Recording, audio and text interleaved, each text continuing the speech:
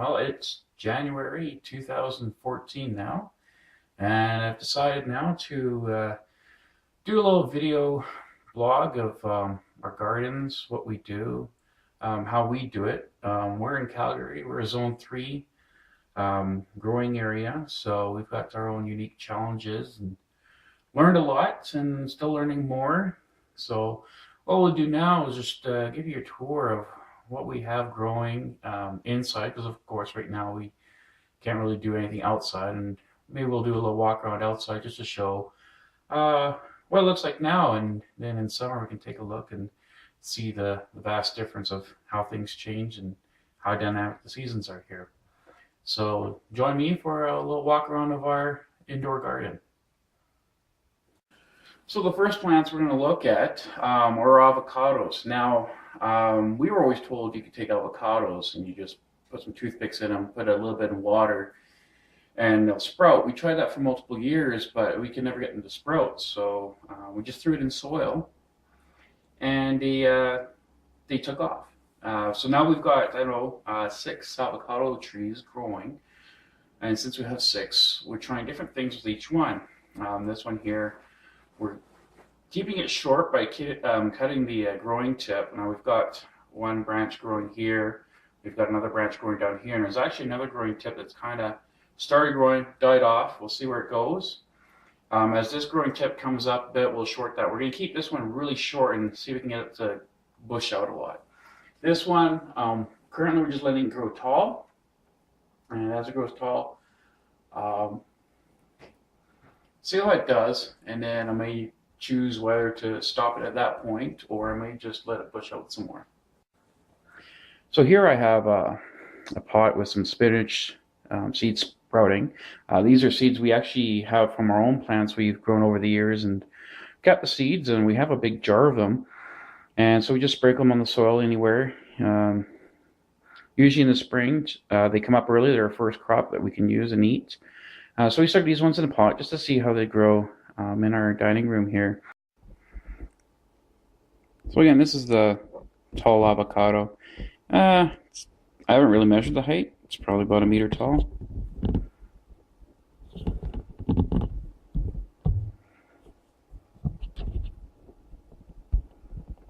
And about in here, you can see that growing tip.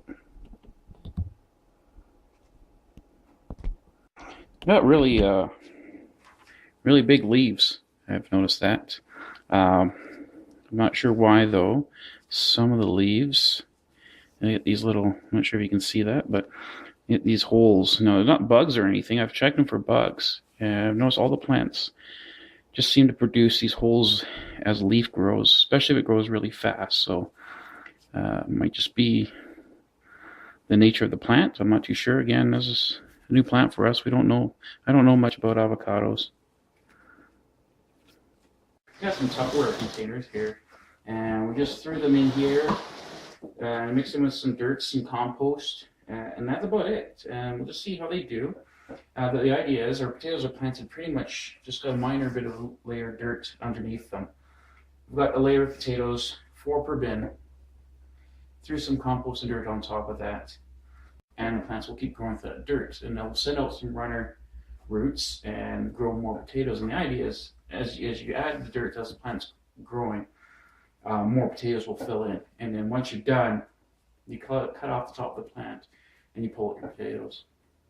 So as you can see, again, just enough dirt just to cover the potatoes, and then that gives them a chance to sprout through the ground or through the dirt.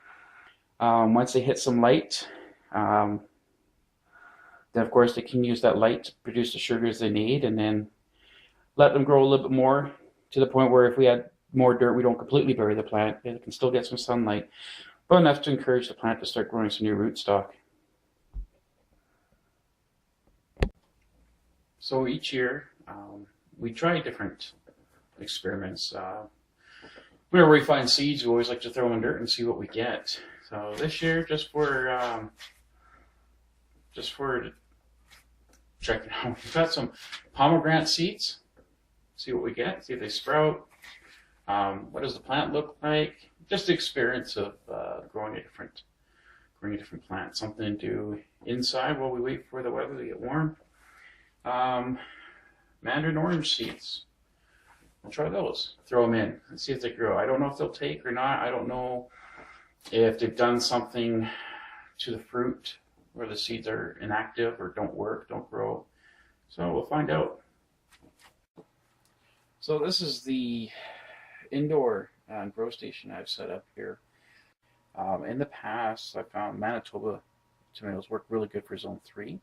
I'm not sure what other zones they're good for, but they're a very prolific producer for tomatoes. I've had up to, I think 1 year, the total weight came to about 60 pounds of tomatoes in a 1 foot by 5 foot bed. So they do very well. I've tried cherry tomatoes. Those did okay and not too bad. My wife really liked them. I'm not much of a cherry tomato person, but they're good for a little side snack to have now and then. What we did last year is we tried 2 new plants. We've got the beefsteak, and we have, I can't remember the actual name, and I'll have to look it up, but we just call it black tomatoes because once they start to turn red, the tops actually turn black. And what it is, it's actually just a really, really dark green, and when the red comes in, that dark green just looks black. And they have a very strong taste to them. So it's a little bit hard to focus in here. I'm not sure if the lights give me some problems. But this is nasturtium, and it's actually a flower. But you can't eat the leaves. They have a very strong peppery taste to them, so they're great to mix in with salads or use as part of a dressing. There's another nasturtium in the back. This one's doing quite well. Again, these were on the verge of death when I brought them up. This one's really done well. Actually, in the past week, I'm quite amazed with how much it's just taken off. And what I did was I found out with nasturtiums, apparently someone's found out that they grow very well from cuttings. And so to grow from cuttings, I figured you should be able to take, if you had a long, lanky run, is take part of that and rebury it in the soil and let it grow roots. And that's what this one's done. So I buried part of it because it had a long trunk on it with no leaves. So I buried that, and now it's just taken off. It's grown roots from that, and it's given it a lot more access to nutrients. In the back here, I've got a pumpkin growing. Haven't had much luck with doing pumpkins indoors. We actually last year had one started. It grew a flower. It actually grew a pumpkin indoors, but again, not sure if we're just not giving enough nutrients. Now, pumpkins do need a lot of nutrients. They're a very hungry plant, lots of water. So this one was growing flowers. I've nipped off the flowers just so it can focus on growing a plant. I had one beefsteak down here. Actually, you can see I label all my stuff here, just so I don't get mixed up. And so when I transplanted it, it did okay for a little bit. I had a pot. I had about 4 or 5 that were doing really good. They were 3 inches tall. When I had one seed that germinated a little late, threw it in here, but it was just too early to transplant. It died off. So I'll be ripping that label off, and I'll be starting some sort of pepper because I don't have any peppers going on. I need to have some peppers. Spinach. Trying some spinach downstairs under these lights and see how they do. Now they're doing a lot better than upstairs because they were getting a lot of light down here, and upstairs we've had snow for a few months and there's no sunshine. So upstairs the plants just aren't doing well. House plants do fine, but this stuff, it needs a lot of sunlight.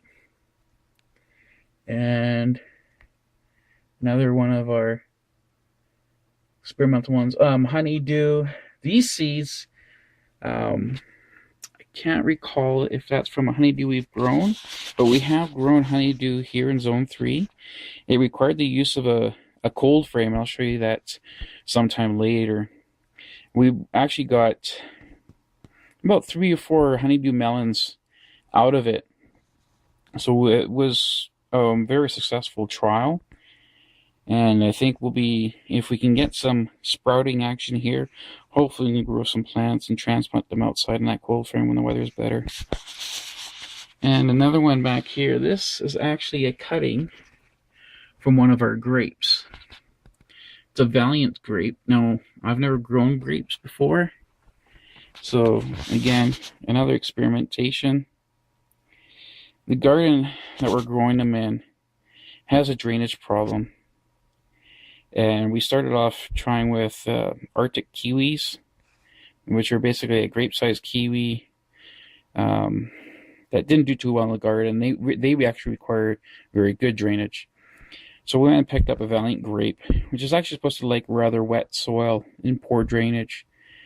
And we've thrown that in there, and it vined up really, really well. So fall came along. I took one of the new pieces of growth I knew wouldn't survive the winter.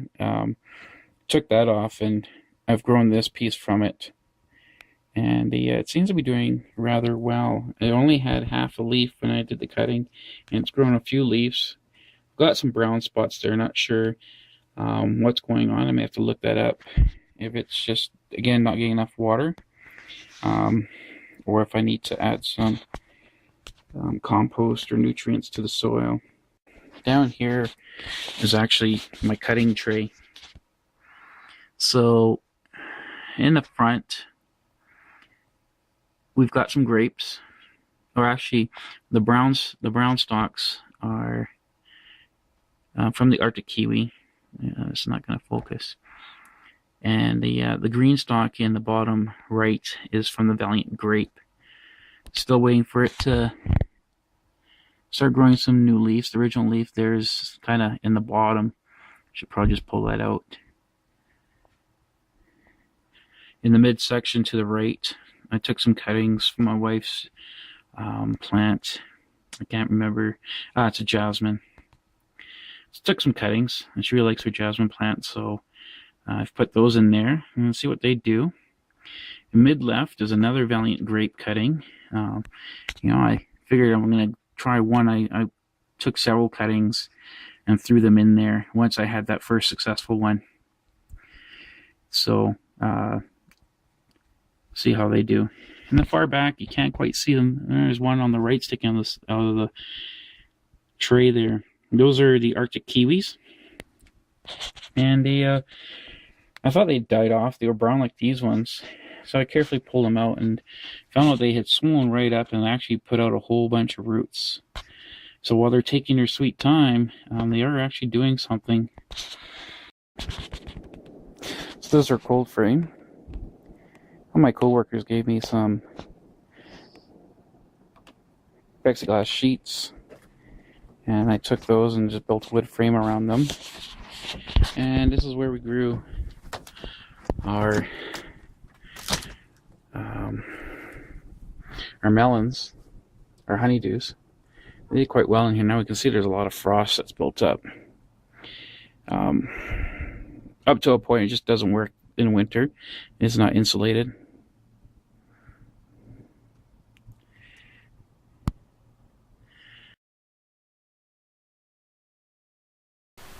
So this is our backyard. Our deck there, 2 feet off the ground, so we got about 2 feet of snow back there. Behind the 2 pots on the right is our tomato garden, some blueberries at the far back, and in the pots we have peppermint and spearmint. Our pergola houses are Arctic kiwi, and on the right we have our grapevine all wrapped up and protected from the cold. Our shed with all our tools. In the front ground here we have our Evans cherry tree. This is a Zone 3 tree, and we're looking forward to see if it gets cherries this year. Our 5 type of apple tree. I'm not sure how this is going to work out, having 5 different types of apple trees grafted on one rootstock, but again, we'll try it out. Our compost bin we use quite regularly. We get about 2 cycles, one through spring and one in fall, and that helps to feed our garden. Here we've got a lot of snow thrown up on our veggie patch here, another garden. Peas and beans at the back. Choke cherry tree seed that started to grow. Not sure how it'll do, or even if it is a choke cherry, but we'll find out. These are just flowering pots. Again, flowers to attract bees. We move them around the garden to try to make sure we get some pollinators to pollinate our plants.